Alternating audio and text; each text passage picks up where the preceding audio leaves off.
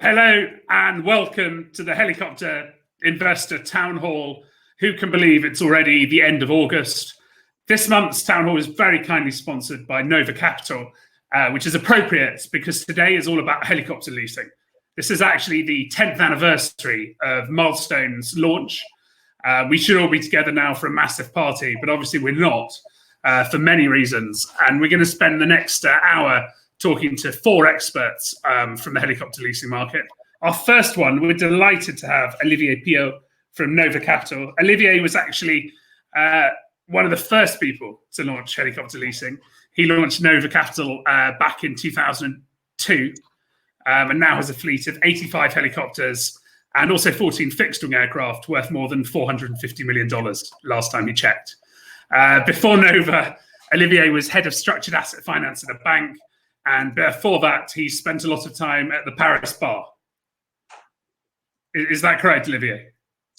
Everything is correct up to now. Good afternoon, Al. Good afternoon, everybody. How are you? Very good. How's business? Pretty busy, actually. So it's okay. Business is okay. We are managing the portfolio and also pursuing some new opportunities. So I will try to bring a little bit of sunshine in our discussion. It's interesting, isn't it? Because Nova Capital has taken a very different strategy to many of the other lessors. For those of people who don't know it, can you give us a quick overview? Yes, of course. As you already mentioned, we are a private-owned leasing company. We founded in 2002, indeed. We have office in Ireland, in France, and in Portugal. And I suspect that our main difference would be that we are focusing only on onshore mission-critical services, missions, both for helicopter and aircraft. So that maybe makes our main difference, let's say. As you said, we have approximately 85 helicopters in fleet and 40 fixed-wing aircraft for a total fleet value of $450 million, approximately. So by essence, our fleet and helicopter are ranging from light to medium assets. We are very not really involved in with some exception on EV ones. And so what's your perfect customer and contract? You will not be surprised if I'm telling you that the perfect customer is the one who pays the renters and takes good care of the assets. If I comment on what a perfect customer for us, it would be a long-standing operator on its market. Of course, we are looking at financials. It's very important, but we are also having a very deep look on the historical. Does my customer has a high renewal rate in his EMS contract, if we are talking about EMS?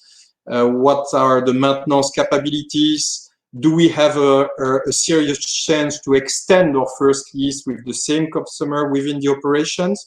So that would be the perfect customer. And if I have to comment on the perfect contract, you will not be surprised neither if I'm telling you that the lease term is really the key factor at the moment. So it will be between 7 to 10 years long, with a decent lease rate factor.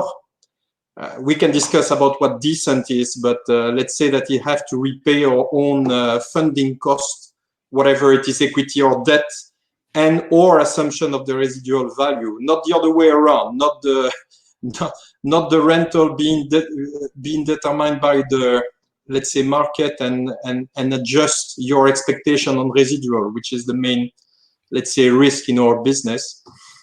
So most importantly, our perfect deal will be backed by a long-term public contract like EMS, power line construction, etc. If possible for the same period, and if possible with a large portion of the revenue being fixed for our client. I mean fixed by opposition of per flight hour, which is really one of the key factors for us. And can you still get those 7 to 10 year contracts? Yes, actually, we can. We most of all, or we are favoring really long-term investment. So we are chasing those contracts. Of course, sometimes we need to adjust the lease term with early termination options due to to be back to back with the underlying contract. But yes, we were successful to have our couple of our last transactions being around 9 or 10 years. So going back to 2002, you were in charge of structured asset finance. You had a whole range of asset classes to choose from. What attracted you to helicopters? Well, I would say first it was my personal passion, let's say, for both aviation and entrepreneurship. More seriously, I would say that I was coming from the investment banking world at that time, and I was amazed to see that one of the most reliable assets in terms of future residual value has no organized leasing market. At that time, there were only a few, and most of them family-owned players, like ITC Leasing was already a highly respected player in Japan. In Europe, you have HTG, who was subsequently bought by Waypoint, but nothing like an industry. So if you combine this with the fact that in the onshore, we were able at that time to raise significant amount of debt back to our lease contract, but also to our customer long-term contract, it was a perfect mix to invest on a resilient project at that time. It's interesting you say it was nothing like an industry, and ITC also deserve credit for going early. Did it help when everyone else came in? Milestone, LCI, Lobo, Waypoint, Macquarie. Definitely, we have been affected, right? All those guys turn a little bit my little secret garden into a highly competitive battlefield. So I'm not sure. I don't know. I still don't know if I have to thank all of those guys for that. But no, more seriously, I would say that, of course, having prominent new competitors like LCI, Milestone, Waypoint, Macquarie, Lobo was a means to have more pressure on your lease rate factor, more competition for sure.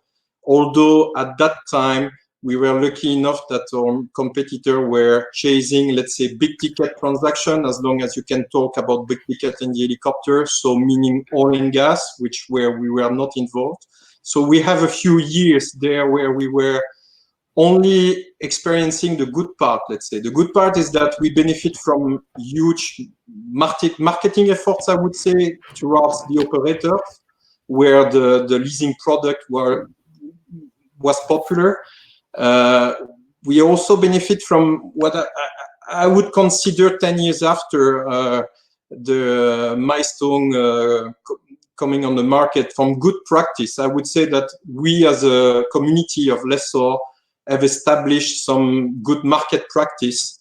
Nowadays, if we are talking about, for example, return conditions with a customer, definitely there is a market practice which is accepted by everybody, and that's really helpful. And regarding the funding, it was, I have to say, 10 years after that, all in all, it was helpful because most of the banks are now, I think, happy to lend also to lessor because they value the fact that you have a chunk of equity in front of you if in case things goes wrong. And you have also, you can rely on a very professional management team to manage transition of assets, etc. So I would say that this was really positive at the end for us, despite, of course, the competition. And the interesting is you only do onshore, but obviously offshore helicopters get so much attention. Has the offshore downturn, the last 6 years of it, has that impacted on your business? But of course, we are, as you know, it was a very day one choice to be 100% onshore, and we are trying to stick to it. I would say that we are very lucky of not being directly impacted because we don't have any unexpected aircraft return to us or major commercial renegotiation. The truth is that at the moment, yes, we are affected also by this. On the funding side, mainly, most of the banks we are dealing with are also dealing with, are exposed to offshore business and have to manage some different situations. And so they are more reluctant to go for new, let's say, helicopter deals, although it could be quite different. So it pushed down a little bit at the moment the advance amount we can raise from the bank or the residual value that the banks would be keen to support in the transaction.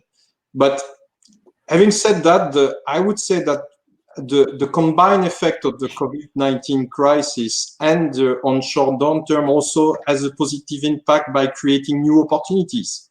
We are seeing quite some sell and leaseback transaction opportunities. We have customers who are launching sell and leaseback requests because they think, including for onshore assets, because they think it's a nice way to maybe be cautious and raise a little bit of money, manage your balance sheet.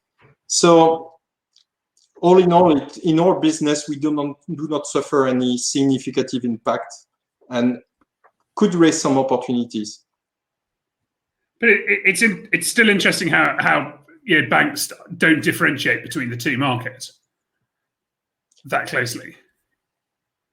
Yes, because the way the way we are organized for 18 years now is that we are funding ourselves through non-recourse debt, whereby the term of the contract is really important. And despite what's happened, I understand, not in the last tenders, but what's happening in the onshore market, we do not have any early termination clause on this contract. So we can really rely on long-term debt, which makes all the difference, I mean, in our business case. So that's why we are still sticking to this rule not to be involved in this. Brilliant. Thanks, Olivier. Great seeing you, and thanks again for joining us and for sponsoring as well. If you don't mind, I have just one little. I know that Pat is speaking from Milestone a little bit after, and just to bring a little bit of sunshine, I have a virtual present for him. So I will show that to you. I don't know if you can see it right here, but this is. That's amazing. So happy birthday, Milestone, and all the Milestones team. This piece of art requests a lot of personal investment of the management team here from Nova. So we will share that, thinking of you, and thank you for changing our life 10 years ago. So Pat, thank you very much, and all the Milestones team, and we wish you all the best. Don't go away yet. Pat's just joining us at the moment. Did you bake that yourself, Olivier? Sorry? Did you bake that yourself? I have to confess that the 13-year-old daughter of the CEO is involved in the decoration of this. So it's not. I've been mostly giving my instruction, but not. I have to confess, I didn't make it myself. I think it's amazing that your daughter made that, and I'm just trying to get Pat on now to. That's really impressive, and the icing is. Can we say it one more time? Yeah, sure.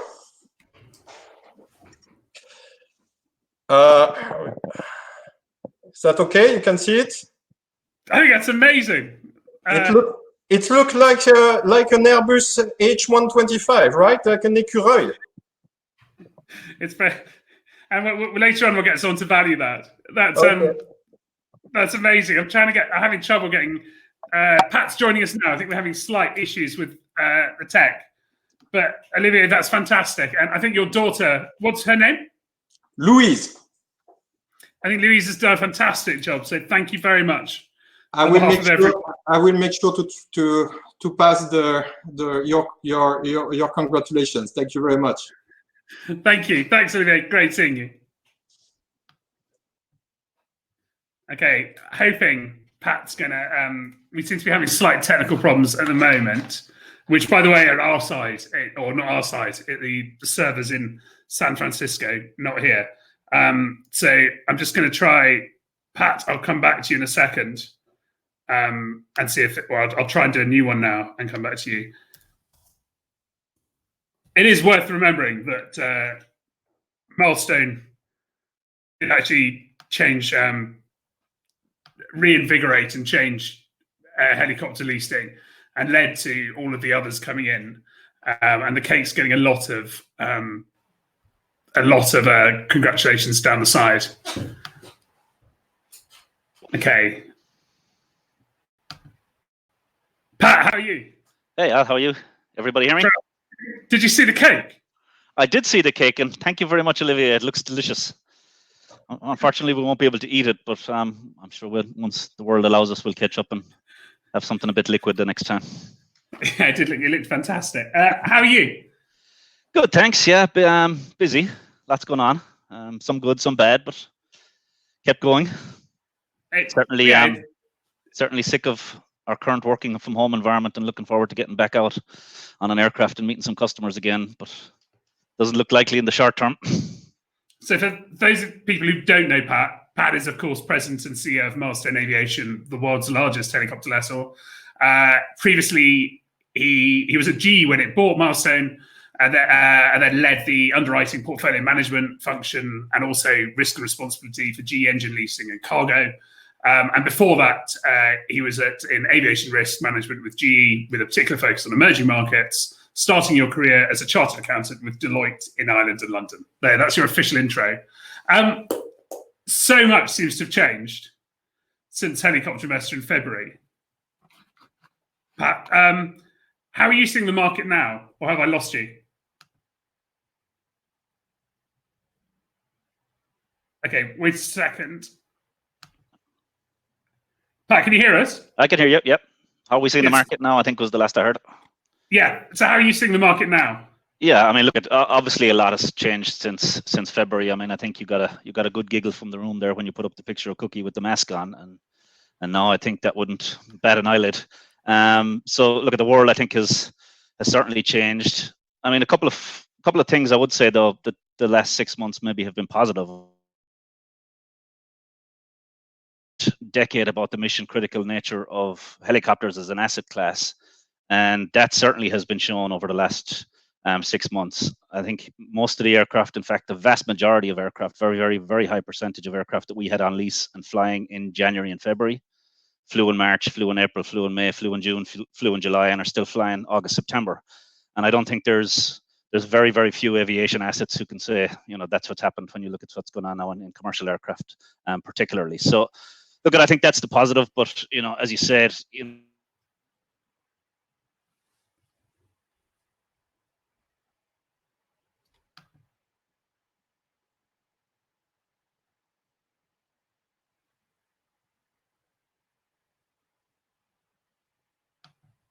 Okay, I've lost you. I'm having trouble hearing you. I don't know what's happening. I don't know if everyone else can. So what we'll do is I'm just going to try and get Pat back on now. I actually forgotten that we actually put a picture of Stephen Cook with a mask on. I don't think we'd do that now. That's for those of us who were at the Helicopter Investor Conference in London in February. Let's see if we can get Pat back on now. And maybe it seems to be like maybe it's the line between Dublin. Pat, sorry, we lost you. Can you? Really sorry, Pat. Can you hear me? Yeah, I can hear you. Sorry, Back. We lost you briefly. Okay, no, I could hear you perfectly, so I'm not sure what was happening. Where did you leave me?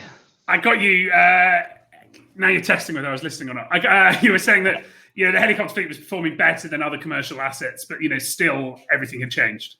Yeah, I think, look, things have changed. I still think, as I said in February, and I think with the headline that you pulled was the worst of the oversupply in our particular area was behind us. I do think that's still the case, for sure. But, the current market conditions and the oil price volatility we saw through the first half of this year certainly means that the absorption of that oversupply has slowed, particularly in the offshore fleet.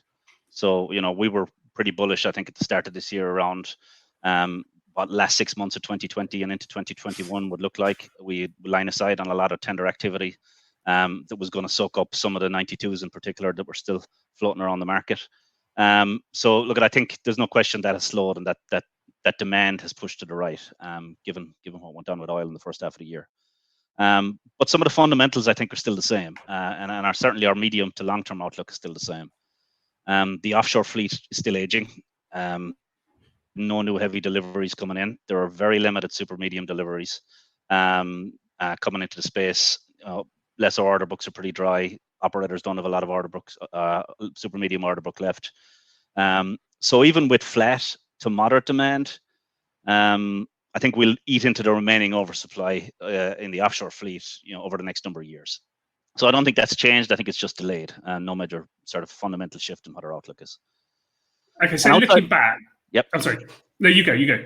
I'm just saying, outside of oil and gas, the portfolio continues to perform well. I mean, we've got very, very high levels of utilization of 139s, and with the light twins, we're at the front end still a transition into 225. That project is ongoing. I think that's accelerating.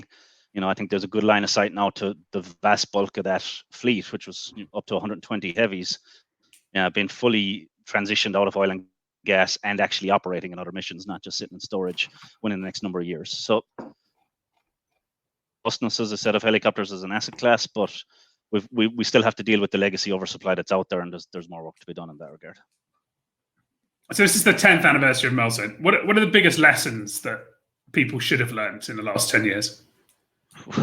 I think we got a lot of things right to start with collectively. As I said, just as I said, I think the mission critical nature of the assets, the long useful life of the assets, all those were correct. But there's no doubt some things were wrong, and I think we learned lessons from them. The biggest one for us and for me as an investor really was the robustness of the underlying contracts associated with these assets. Certainly was not as we would have forecast, back in 2010 and through 2015, pre-downturn.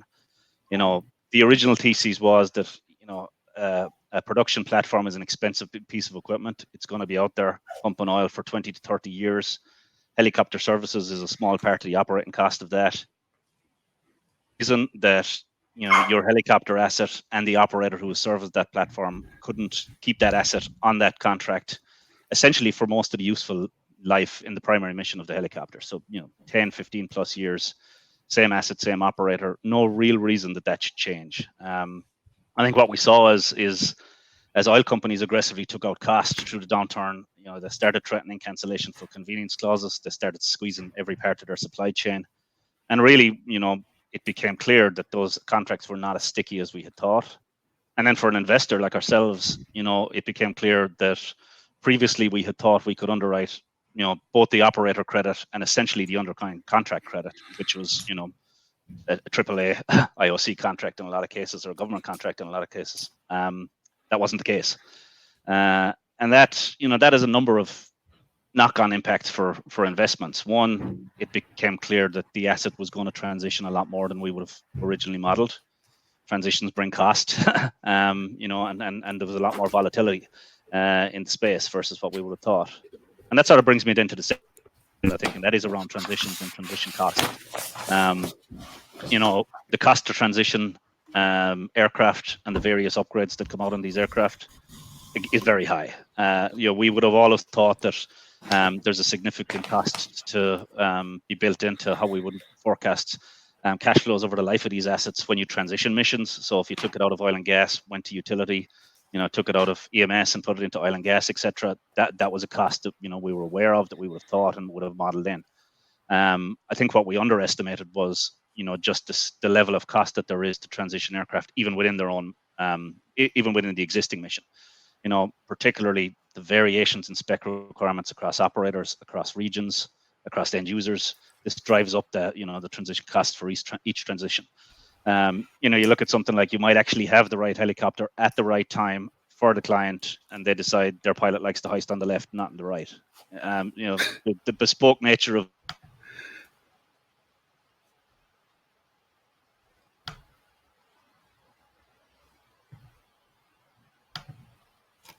Okay, I've lost you. I'm going to just... I'm just fiddling around with some buttons now.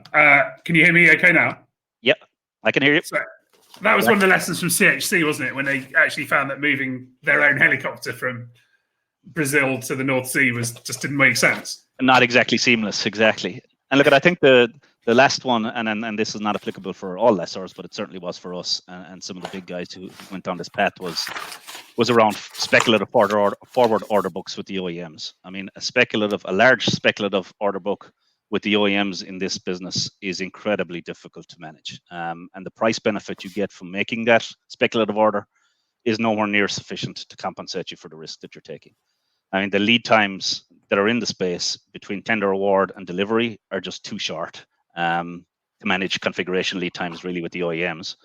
The configuration themselves, as I just said, they're just too bespoke. So you can't really build a baseline aircraft.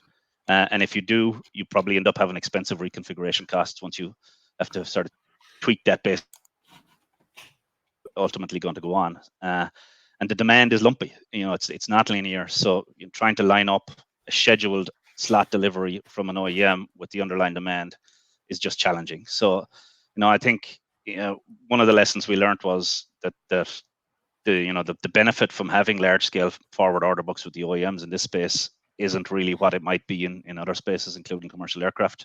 And I don't think it's going to be a big feature of this industry going forward, where lessors have big positions with the OEMs. Well, until someone else new comes in and forgets that. How do you expect the next 10 years to look? And will we still be talking about the same things in 2030? I mean, my kids are supposed to go back to school on Monday, and I'm not too sure they're actually going to go back to school. So I think it's difficult to figure out what the next 10 weeks are going to look like, let alone the next 10 years in this environment. But I mean, very high level, I think we're going to see a continuation of some of the trends that we see today, right? I mean, I think despite a movement towards sustainable energy and different energy models still around for the next 10 years. And indeed, I think new greenfield exploration for offshore oil is going to be a feature still in the next decade. So, as such, look, there's going to be a demand for helicopters to service that really throughout the next 10 to 15 years. I think, as I said earlier, the oversupply in the 92 we do think is going to be absorbed. Sort of in the short to medium term, a little bit later than we would have thought, but I think it will be absorbed. I think you will see some level of demand growth come back at some point in time as exploration returns. When that will happen, very, very difficult to tell, but I think it will happen within the time frame you're asking me about. And assuming we get some relative stability in the sector within the next decade, there will be an investment case for super mediums, and I think you will see an increase in super medium deliveries probably towards the back end of the decade as the 92 fleet starts to shrink due to attrition. The oversupply is cleared. There's certainly a market there for a super medium at that point in time, whether there's one for 3 or. Yeah, and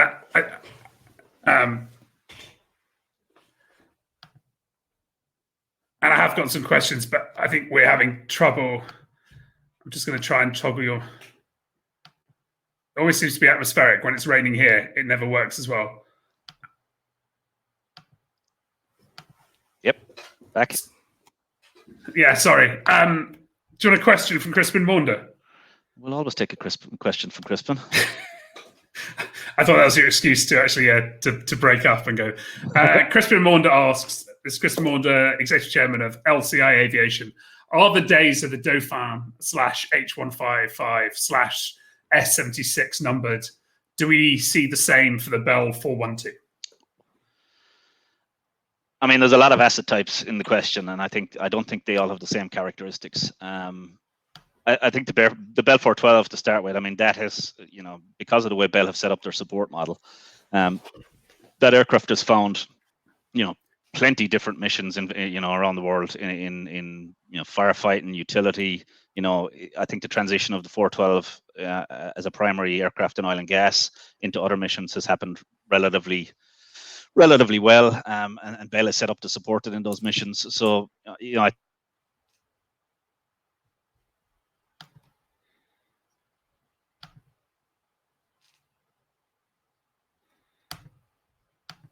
out of 70 out there. Okay, Crispin should be happy with that answer. Thanks so much, Pat. Really appreciate you coming on. Okay. And happy birthday to Milestone. Thank you very much, Al. Cheers, greeting. Thank you. Okay. Sorry, we seem to be having slight one of those days where we have a few issues with Crowdcast or connections around the world. Sometimes it's nothing to do with the fact that we have more than 300 people watching. It's more to do with the servers in San Francisco when it normally goes wrong. And I'm now trying to see if I can get Stephen Cook. I don't know if he's watching from Hong Kong. He's probably on another call. So let's also, at the same time, I'm going to invite Dan Roberts, COO and General Counsel of Lobo Leasing, as well as being and who's connecting much faster than Stephen, as well as being responsible for all Lobo's legal matters as General Counsel. Dan, as COO, oversees the management of the entire lease portfolio and company administration. He's a lawyer who was at Allen Overy, working in aviation finance, also worked with ILFC or AirCap, where he handled all the airline negotiations before moving into the much more exciting world of helicopter leasing. Dan, how are you? I'm good, thanks, Al. Can you hear me okay? I can hear you really clearly. Where are you at the moment? I'm in Aldeburgh in the UK. Are you? I actually grew up in Icon. Oh, right. Wow. Across the river from you. Okay. Okay, so what are you seeing as the key themes in the market at the moment? I think we're seeing, taking a step back, something I think we take for granted, but I'm seeing is leasing developing as a key part of the kind of helicopter ecosystem, if you like. So every time that an operator does a tender, they naturally expect there to be a range of lease options presented to them. And I think that's obviously great from a leasing company's perspective, but I don't think it was inevitable that happened. And I think lessors and the value that leasing can bring to the market has been kind of generally sort of accepted. And I think lessors went through a phase of kind of being blamed for kind of messing things up by ordering too many helicopters. And I think that's gone away. And I think lessors are here to stay and are delivering an important part of the kind of the picture in getting helicopters financed and flying. It's interesting when you talk about the lessors being blamed, because they have been blamed for the oversupply. And obviously Lobo didn't order any helicopters. But it's interesting how it would have, how the market would have looked. You know, the operators would have had so much more pain if operating leasing hadn't come along. Do you agree? Yes, yeah, I do. I agree that the capital that went into helicopter leasing took a lot of the pain of the fall of those values as a result of the oil price crash. That's certainly true. Okay, so you came into the sector at the start, having worked in commercial aircraft leasing, and in that market, a lot of the documentation, it had been tested back in the 90s and was created. This commercial leasing documentation, 40 years of history. Helicopter leasing are much newer. How much has that changed? Have you learned a lot as a lawyer about the differences between the asset classes? I've certainly learned a lot about the different asset classes, obviously, in my time at Lobo. But in terms of the legal side and the lease documents, I have to say, we put together a simple lease, and I started at Lobo, and it hasn't changed hardly at all in the years that we've been working with it. So there's nothing really that's been learnt on that side. The lease has barely changed. We've made a few improvements on how we kind of deal with power by the hour contracts based on some experience of the complexities of those.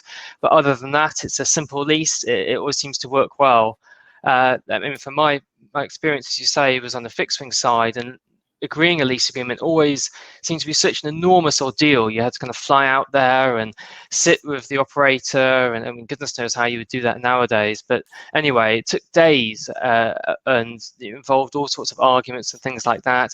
I mean, we obviously have like intensive discussions with operators about deals and things like that, but the actual lease agreement just seems to go through pretty quickly.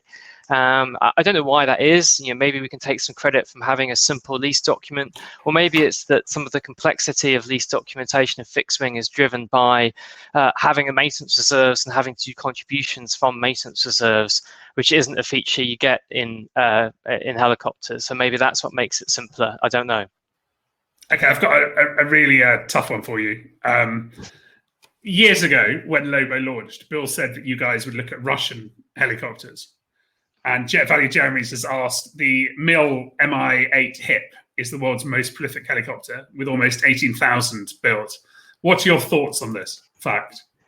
Well, the residual is always the problem, right? How can you do an operating lease on an aircraft that doesn't really have a residual value, to be honest, or a kind of a value you can really say with any confidence. So yeah, we would really struggle with Russian helicopters. I think the other issue is debt. So it's not that easy to get debt for Western type helicopters at the moment. It's virtually impossible to get it for Russian helicopters. So I mean, I would never say never, but it would have to be an absolutely fantastic deal that almost wouldn't make sense as an operating lease. It would be better for the operator to buy the aircraft than go for an operating lease solution on a Russian helicopter. Okay, that's a great. I'm really impressed with your knowledge and answer that you've looked at this. Okay, which is easier to repossess? When things go wrong, would you rather repossess a helicopter or an airliner? Well, a helicopter. There's two reasons I would say helicopters are easier to repossess. It's something I mentioned before about power by the hour. So if you have power by the hour, hopefully on the airframe and the engines, but maybe just the engines is equally good. It simplifies the whole process because you don't have to you worry so much about whether or not your maintenance reserves are there, and so that's a kind of important driver. And I suppose practically speaking, with most helicopters, you can actually put them on a truck and literally drive them out of the location, which is something that you can't do with an airliner. Do you going back and looking at it, do you think is it easier now to have to get a power by the hour, to get lessees to agree to power by the hour contracts? Because at the start it wasn't something that all operators went for. Now do they accept they won't get bank financing without it? It isn't something we've had to push. It seems to me that lots of stuff that we look at now, the operator wants the power by the hour, especially on the engines. So I haven't felt that's become any more difficult. I don't think it's impossible to do deals without power by the hour by any means, but I would say it's not us pushing for it. It's actually operators that seem to want it. Okay, and a really tough question from John Heskin at CIT. What's happening with lease rates? I'm not sure it's helpful, but I'm going to say they're going up, right? I mean, that's an inevitable consequence of the fact that we've had obviously a lot of poor performance in larger helicopters on residual value in the last 5 to 10 years, or maybe more specifically the last 5 years. So a big portion of the lease rate cost is a premium charged, or an insurance premium charged, for the fact that the lessor is taking the residual value risk. So if that risk has gone up, then obviously there's going to be an increase in that element of the lease price. So certainly for any contemplation of new deals and new capital coming into the space, it's going the pricing is going to go up. There could obviously be a counter effect to that for used equipment that's already deployed, where we're still working through some oversupply, which drives lease rates down. I think my answer, summarised in a very unhelpful way, is kind of going up and kind of going down depends on the circumstance, which isn't much use to anyone. It's a classic lawyer's answer. So Oh, thank you. I'll take that as a compliment. yeah, do. Thanks so much, Dan. Dan Roberts, CEO and General Counsel, Labour Leasing. I'll let you go and enjoy the beach now. Okay, thanks very much. And fish and chips, thanks so much. Right, Stephen Cook has been watching for the whole time. We're just struggling to connect him at the moment. He should be on any second now. We've got some more comments. Jeremy is pointing out that the price of MI8 is 12 million. So surely that's got to be a great deal. Just trying to get Stephen. If Stephen can give access to his microphone, I think it's a problem. He's accepted connecting, so it's definitely, if it doesn't work, it's a problem with Crowdcast, and we'll have to try again. And Edward Shecker is asking if everyone on the call takes an idle S76, how many will still be idle? I think the question is not everyone has room to park an S76 in their garden at the moment.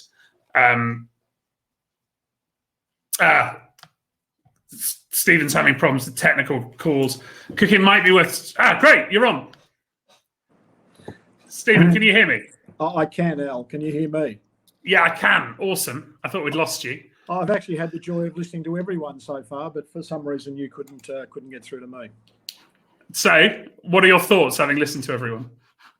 I think everyone's spot on. I think everyone's, I enjoyed listening to Olivier and Pat and everyone, actually, Dan. I think Pat summed it up very well in relation to where the market is. I think, obviously, there's a different answer for different segments. The way we look at the way I've been thinking about oil and gas is it's pretty much flatlining. Is it getting any better? Maybe, but not much. Is it getting any worse? Maybe. I don't think we're overly excited. I mean, we as you've teased me a few times, having bought into Waypoint when we bought into Waypoint, our position is pretty solid. Our business is running profitably. The teams that we picked up from Waypoint and been able to blend with the team we had from Macquarie, I think has created a very strong platform, and it's going well. And what's been good for us is we've been able to deliver. Right, we promised the bank when we wanted to step in to that messy situation at Waypoint. We promised them that we'd be able to hit certain hurdles as we went along, and we've been able to do that. So we actually have a lot of internal credibility, which allows us to put more money to work. Right, when you deliver in relation to what you say you're going to do, it gives you a greater option. And Macquarie as an organisation is very liquid.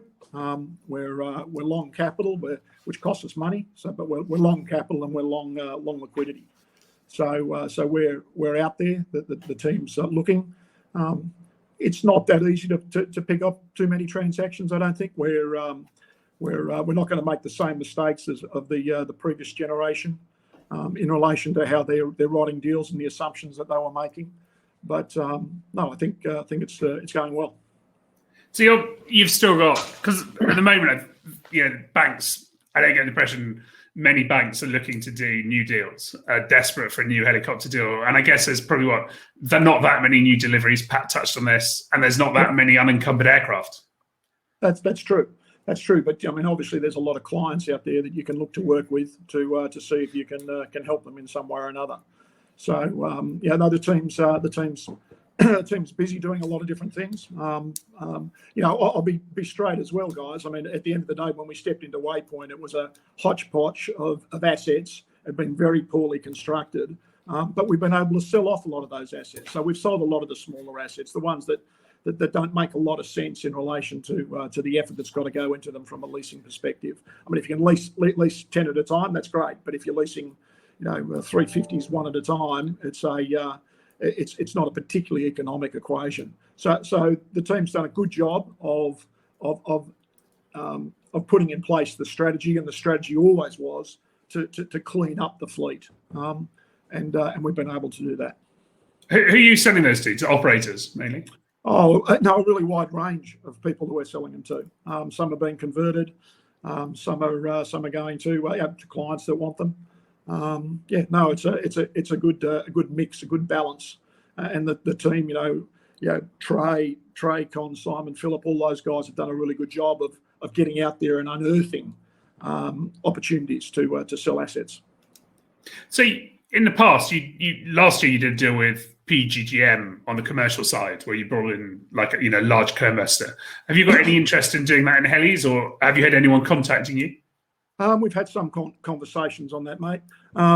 We actually bought PGGM, and we also bought Sun Super in on the aircraft side.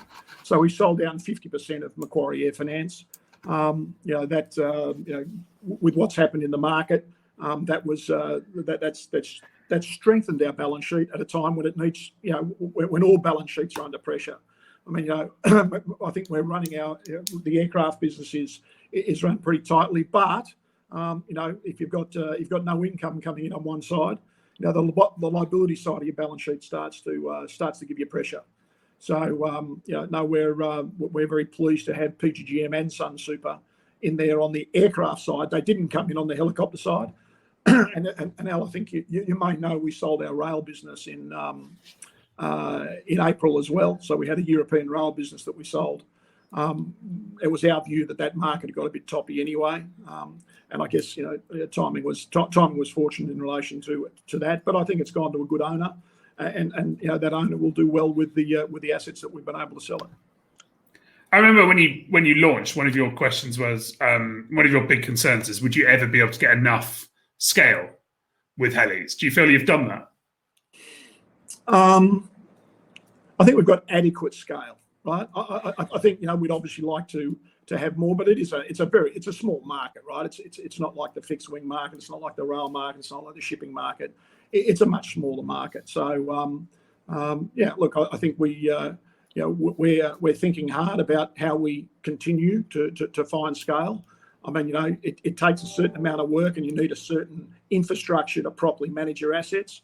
So the more you can scale that infrastructure up, the more we can have the team working on a wider number of assets.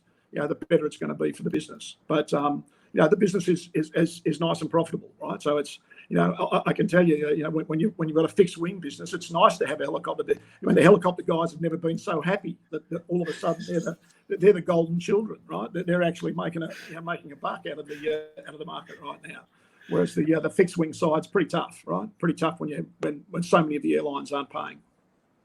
But you love being a contrarian investor. Is now the time to do commercial fixed wing, or is it just too early? Too early. It's too early. It's definitely too early. If you think back to the global financial crisis, which was nowhere near as severe on the fixed wing market as what we're going through now with the pandemic, the deals that were done that made good sense were probably done a year, 2 years post 2008. Where we sit right now, I mean, people are scrambling. People have optionality. The equity has optionality. It's trying to survive. So you've got a lot of pressure from the debt, from the liability side of the balance sheet. They're all trying to survive. Some will, some won't. So I think it's a good time to be positioned to play in the market, but I suspect it's too early yet. Okay, a question from Kuldeep Yadav. Are you seeing a trend from operators going from larger to smaller helicopters? End users going from smaller to, e.g. medium to light twins, or super medium to mediums, or heavy to super mediums? At the margin, maybe. I think at the margin. I don't think we see that as a universal trend. I think the different assets have different missions, I wouldn't say we're seeing that as a trend, but clearly there can be a rationalisation in that front. Okay. On a personal note, you travel the world more than most people I know. Chairman, Qantas must be struggling without you alone. I think Qantas is struggling with or without me, mate. But yeah. How are you coping with being stuck in Hong Kong? You're looking really fit and healthy. Thanks. Well, that's one of the good things I could do in the lockdown is actually have a routine. So the sad part is I miss out on lunches and dinners every day with clients and friends, and I'm doing more walking. So yeah, thanks. It's losing a little bit of weight's one of the good things for me that's come out of it. And finally, I had a lot to lose, Al. You know that, right? Well, I'm not judging you. And finally, have we reached the bottom in the helicopter market? or when did we? Was it last year, the year before? Do you think? I think the market's too fragmented to answer the question directly like that. I think there's still a lot of pain. I think Pat referred to the fact there's still oversupply. It's absolutely right. There's still oversupply. It takes time. The cost of transition is horrific. Particularly when you compare it to other markets, and the pace of transition is horrific.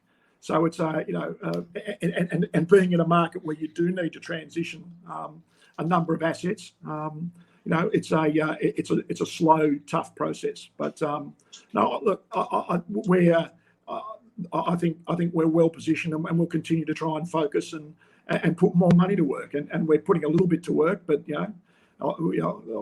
if any of the guys are listening, they can all have a kick and get out there and find some more money to spend, some more assets to buy.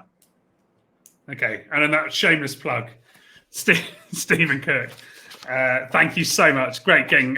Thanks for hanging on as well. It was hard to get to you. That's all right, mate. I didn't know what was going on. Yeah, it's like you're being censored. Stephen Kirk, Executive Director, Macquarie Bank. Thanks so much, Cookie. Okay, mate. Thanks. Cheers. Well, thanks very much. Sorry about the slight technical difficulties, but I think that was fantastic insight from Olivier, Piot, founder and CEO of Nova Capital Group, Pat Sheedy, President and CEO of Milestone Aviation, Stephen Cook, Executive Director of Macquarie Bank, and of course, Dan Roberts, COO and General Counsel of Lobo Leasing. We'll be back next month. Please stay safe, keep cheery, and we look forward to seeing you soon. Thanks for joining us.